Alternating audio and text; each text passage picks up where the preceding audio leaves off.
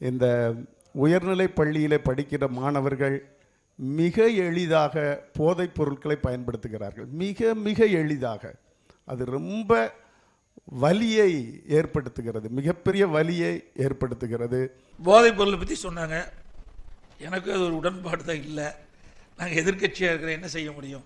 நானும் சட்டமன்றத்தெல்லாம் பேசினேன், இதே முதலமைச்சரிடத்திலே சொன்னேன்.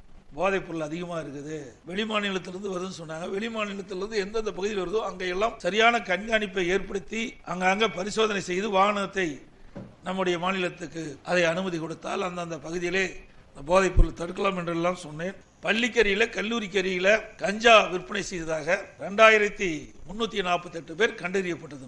கைது செய்தது 140 பேர். கண்டறியப்பட்டது 2348, கைது செஞ்சது 140. எப்படி போதைப் பொருளை தடுக்க முடியும்? அப்பெல்லாம் யாருன்னு நீங்களே முடிவு செஞ்சீங்க. ஆனால் இந்த அரசு அதற்கு சரியான கவனம் செலுத்தாத காரணத்தினாலே இன்றைக்கு எங்கே பார்த்தாலும் போதைப் பொருள் விற்பனை அதிகம். தினந்தோறும் கொலை, கொள்ளை, திருட்டு, பாலியல் சீண்டல் நடப்பதற்கு காரணமே இந்த போதை தான். ஆக இதை கட்டுப்படுத்த வேண்டியது அரசினுடையதான். இன்றைக்கு காவல்துறைக்கு முழு சுதந்திரம் கொடுத்தா தான் இதை கட்டுப்படுத்த முடியல. ஏன்னா கஷ்டம்.